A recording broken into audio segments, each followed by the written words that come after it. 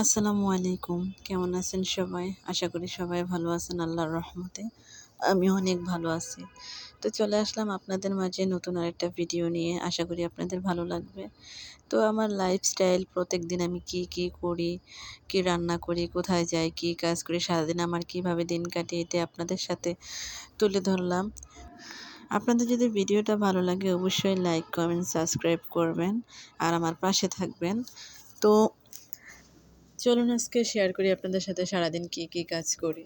তো আজকে হচ্ছে আমি ঘুম থেকে উঠেই সকালবেলা রুমটা একটু ঝাড়ু দিলাম। ঝাড়ু দেওয়ার পর জানলাগুলো একটু খুলে দিলাম রুমটা একটু আলো হওয়ার জন্য। জানলা খুলে দেখি অনেক সুন্দর ফুল। তারপর চলে গেলাম একটা ঝাড়ু নিয়ে। ঝাড়ুটা হচ্ছে এটা হচ্ছে একটা স্মৃতি। আমি যখন বাসায় আসি তখন আমার বাসায় কিছুই ছিল না, শুধু একটা তোশক ছিল আর একটা ছোট একটা চাদর ছিল আর এই ঝাড়ুটা ছিল আর দুই একটা হাঁড়ি পাতিল, আর কিছুই ছিল না। তখন আমি এই ঝাড়ুটা দিয়ে রুম ঝাড়ু দিতাম। অনেক কষ্ট হইতো, কিন্তু বিপদে এটার অনেক মূল্য ছিল। যাই হোক, চলে গেলাম বাগানে। দেখি আজকে রান্না করব, যেহেতু সকালবেলা কাজগুলো করে ফেলতে হবে। তো দেখি বাগানে কি আছে। আজকে দেখলাম যে কলমি ফুল ফুটেছে বাগানে। তো আমি চলে গেলাম। এটা হচ্ছে একটা শাক, এটা হচ্ছে পাট শাক, পাট শাকের বিচি। তো ভাবলাম যে একটু দেখি। এগুলো হচ্ছে আপনাদের ভাইয়া এগুলো রেখে দিচ্ছে, পরবর্তী সময়ে এগুলো থেকে বীজ নেবে। তুলসী গাছেও দেখি যে অনেক সুন্দর ফুল পড়েছে। তো দেখি কিছু মরিচ পাওয়া যায় কি না, আজকে যেহেতু সবজি রান্না করব। তো এগুলো হচ্ছে মরিচ, গাছ থেকে আমি তুলে নিলাম। এখানে মরিচ গাছ বেশি ছিল না, একটা দুটা ছিল। যাই হোক, মাসাল্লাহ ভালোই ছিল, আলহামদুলিল্লাহ। এগুলো হচ্ছে দেশি মরিচ। তারপর মরিচ তোলার পর চলে গেলাম নাস্তা বানাতে। যেহেতু এখন সকালবেলা কিছুই খাওয়া হয় না, একটু নাস্তা বানাইতেছিলাম। এটা হচ্ছে একটা আটার ডো করে নিলাম। আটার ডোতে একটু কালিজিরা দিয়ে দিলাম। আপনাদের ভাই আবার রুটি বানালে রুটিতে হালকা করে, ওর সব কিছুতে একটু কালিজিরা পছন্দ।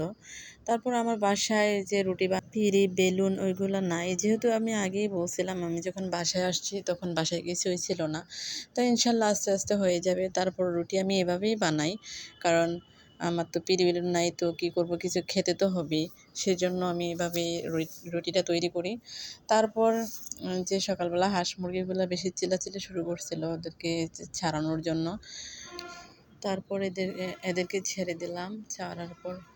ছাড়ার পর আমি আবারও চলে গেলাম কিচেনে, কারণ আমি যে রুটি তাওয়াতে দিয়ে আসছি ওই চুলার হিট লো করে। তো ওইখানে আবার চলে যাব, কারণ এরা সবাই একসাথে খাবার খেতে পারে না, চিল্লাচিল্লি করে আবার ঝগড়া লেগে যায়। সেজন্য একটু দাঁড়াই থাকতে হয়। তো ওদেরকে খাবার আমি দিয়ে দিচ্ছি আলাদা আলাদা জায়গায়। ওরা একটু খেলতেছে, ঝগড়া করতেছে। তো আমি আবারও কিচেনে চলে গেলাম, কারণ কিচেনে আমি রুটিগুলা তৈরি করতেছিলাম।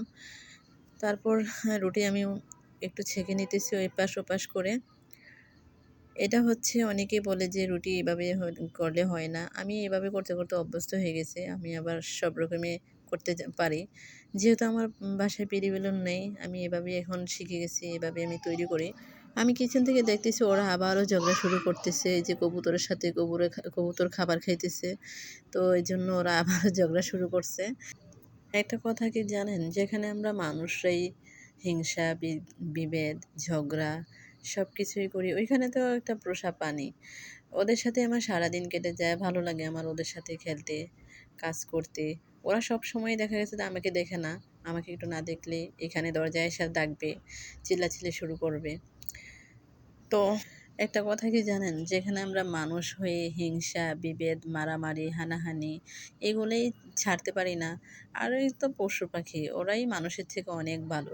যাই হোক, আমি এভাবে রুটি তৈরি করি, আপনাদের সাথে শেয়ার করলাম যে এভাবে রুটি আর কে তৈরি করেন। ভিডিওটা ভালো লাগলে লাইক কমেন্ট সাবস্ক্রাইব অবশ্যই করবেন। আর একটা ভিডিও তৈরি করতে গেলে যে কী পরিমাণ কষ্ট সেটা আমি এখন বুঝতে পারতেছি। আল্লাহ হাফেজ, আসসালামু আলাইকুম।